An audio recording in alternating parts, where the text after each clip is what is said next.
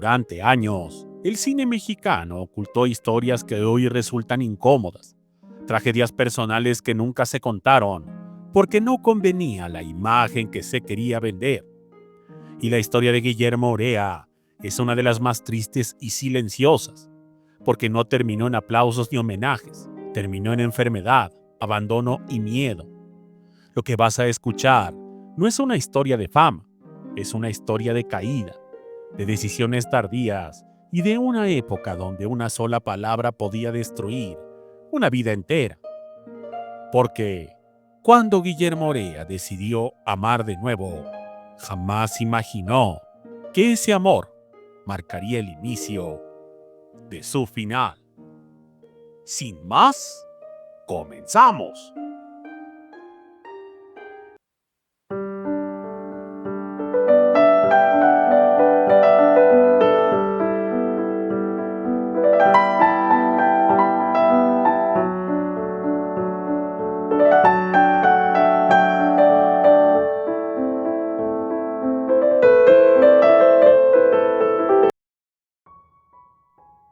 Guillermo Orea nació en 1929 y durante décadas fue un actor constante, discreto, trabajador, siempre en papeles de reparto y complementarios, nunca como estrella principal, pero siempre presente, siempre cumpliendo, siempre apareciendo en películas y programas de televisión. Esto al final de la época de oro y durante los años posteriores. No era un galán. Su físico era robusto, algo gordo. Su rostro transmitía cercanía más que glamour, y por eso fue encasillado en personajes secundarios, hombres comunes, figuras que sostenían las historias desde el fondo sin recibir reconocimiento. Con el paso de los años, la industria comenzó a cambiar. Los jóvenes ocuparon los espacios, los cuerpos delgados y los nuevos rostros desplazaron a los actores veteranos, y Guillermo empezó a sentir la soledad que muchos actores de reparto conocen demasiado bien. Para 1985 ya era un hombre mayor, con menos trabajo, con menos llamadas, con más tiempo libre del que hubiera querido, y con una vida personal marcada por la rutina y el vacío. Fue entonces cuando apareció en su vida una joven bailarina de teatro, una mujer mucho más joven que él, bella, delgada, llena de energía, movimiento y ambición, alguien que representaba todo lo que él sentía que estaba perdiendo.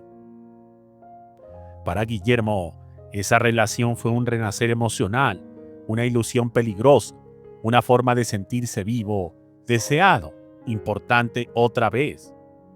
La diferencia de edad no pasó desapercibida. Las miradas incómodas comenzaron, los comentarios se hicieron frecuentes, pero él decidió ignorarlo todo, porque después de tantos años de discreción y silencio, ese amor lo hacía sentir protagonista por primera vez. Sin embargo, poco tiempo después comenzaron los rumores. Primero fueron susurros, después miradas evasivas, luego silencios prolongados. Para 1989, la joven bailarina empezó a enfermar. Faltaba a ensayos, perdía peso de manera alarmante, su energía se apagó rápidamente y su cuerpo ya no respondía como antes. En aquellos años, hablar de ciertas enfermedades era casi un pecado. La información era escasa y el miedo enorme. Por eso nadie preguntaba y nadie explicaba nada. Guillermo, mientras tanto, también comenzó a cambiar. El hombre robusto empezó a adelgazar, su rostro se hundió, su piel perdió color, se cansaba con facilidad, enfermaba constantemente y aunque intentaba mantener una apariencia normal, quienes lo veían notaban que algo grave estaba ocurriendo. Según versiones que circularon en el medio artístico, Guillermo comenzó a vivir un proceso silencioso y devastador, marcado por consultas médicas discretas, hospitalizaciones esporádicas y un miedo constante a ser señalado. En esa época, una sospecha bastaba para que las puertas laborales se cerraran por completo. Y eso fue exactamente lo que ocurrió. Guillermo dejó de recibir llamados, dejó de aparecer en pantalla, su nombre desapareció de los créditos y la industria optó por el silencio absoluto. Los años siguientes fueron los más duros de su vida. Vivía con ingresos mínimos, con una salud cada vez más frágil, con un cuerpo que se debilitaba día tras día. Las inflexiones se volvieron frecuentes. Cualquier esfuerzo lo dejaba sin fuerza. Caminar era agotador, hablar lo cansaba. Y a todo eso se sumaba la soledad, porque muchos colegas prefirieron mantenerse al margen, no visitar, no preguntar, literalmente, no involucrarse. La realidad es que la joven bailarina desapareció por completo del medio. Su historia se diluyó, su nombre dejó de mencionarse, pues aunque no se quiso afirmar, pero la joven había muerto de sida, pues su vida amorosa, según personas que la rodeaban, era promiscua.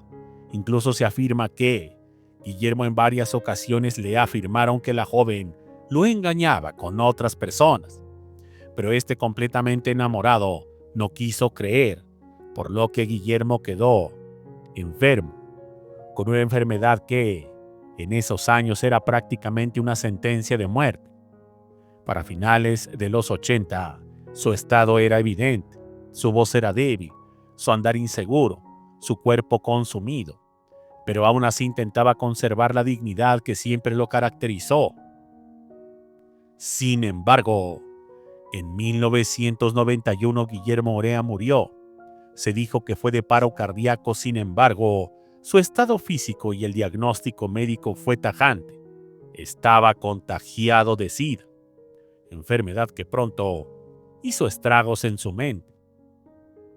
No hubo homenajes, no hubo programas especiales, no hubo despedidas públicas, apenas una nota discreta y el olvido inmediato. Hoy su historia duele porque refleja una época cruel, donde la ignorancia y el miedo destruyeron vidas en silencio, donde actores que entregaron décadas a la industria fueron abandonados cuando dejaron de ser útiles. Y la realidad, a Guillermo Orea le costó la vida el haber tenido de pareja a una mujer 30 años más joven que él. Y la pregunta final queda para quien escucha esta historia. ¿Cuántas tragedias como la de Guillermo Orea quedaron enterradas bajo el silencio por miedo a hablar? Porque a veces la verdadera desgracia no es la enfermedad, sino el abandono absoluto que la rodea. Muchas gracias y hasta la próxima.